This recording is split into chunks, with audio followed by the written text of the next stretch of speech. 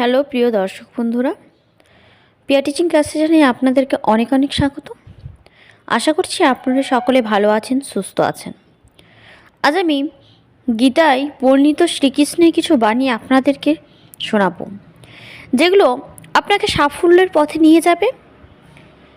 গীতায় শ্রীকৃষ্ণ কিন্তু জীবনের সাফল্যের পথ দেখিয়েছেন।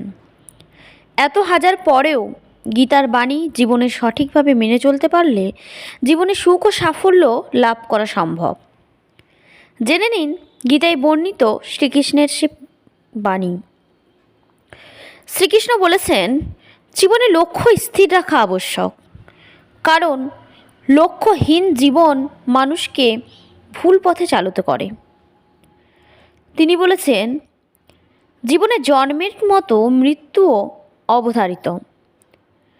যা জন্ম হয়েছে তার মৃত্যু হবেই, তাই মৃত্যুর কথা ভেবে আতঙ্কিত হওয়ার কিছুই নেই, বা প্রিয়জনের মৃত্যুতে ভেঙে পড়াও ঠিক নয়।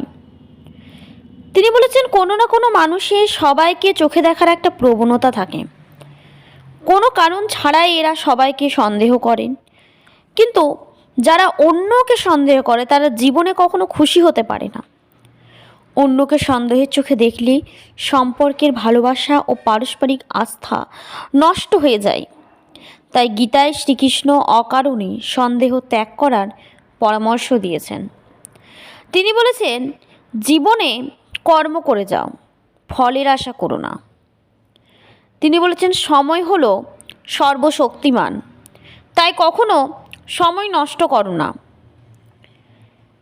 তিনি বলেছেন, ঈশ্বর আপনাকে সব সমস্যা থেকে মুক্ত করতে পারেন, সেই কারণে সবসময় নিজের সব কাজে ঈশ্বরকে স্মরণ করুন। গীতায় শ্রীকৃষ্ণ বলেছেন, যে ব্যক্তি ঈশ্বর চিন্তা করে জীবন কাটায়, তিনি কিন্তু মৃত্যুর পর সরাসরি ঈশ্বরের কাছে পৌঁছে যান। তিনি বলেছেন, যা হয়েছে তা ভালোর জন্যই হয়েছে, যা হচ্ছে তা ভালোই হচ্ছে, আর যা হবে তা ভালোই হবে। তাই ভবিষ্যতে কি হবে তাই নিয়ে ভেবে লাভ নেই। বর্তমান নিয়ে পরম আনন্দে বাঁচতে শেখো। তিনি বলেছেন, লোভ, রাগ ও ঈর্ষা হলো আমাদের সবচেয়ে বড় 3 শত্রু। এই 3 শত্রু আমাদের নরকের পথে নিয়ে যায়। সে কারণে লোভ, রাগ ও ঈর্ষা সম্পূর্ণভাবে ত্যাগ করুন। এইসব শত্রু নিজের জীবন থেকে দূর রাখলে আপনি কিন্তু সফল ও সুখী জীবনযাপন করতে পারবেন। তিনি বলেছেন, কারোর প্রতি অকারণ মুগ্ধতা কখনোই কাজের কথা নয়।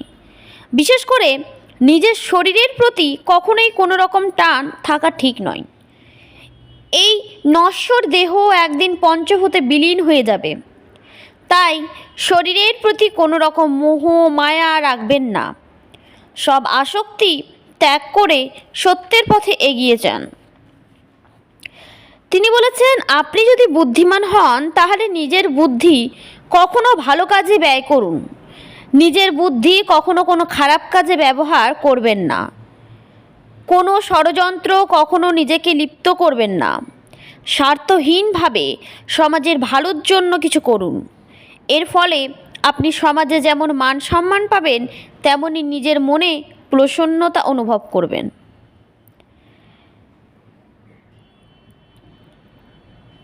শ্রীকৃষ্ণের এই বাণীগুলো শুনে আপনাদের কেমন লাগলো অবশ্যই কমেন্ট করে জানাবেন। আর যদি ভালো লেগে থাকে চ্যানেলটিকে সাবস্ক্রাইব করতে ভুলবেন না, লাইক শেয়ার করতে ভুলবেন না। আমার আজকের এই ছোট্ট ভিডিওটি এই পর্যন্তই। আবার নেক্সট ভিডিও আপনাদের জন্য খুব শীঘ্রই নিয়ে আসবো।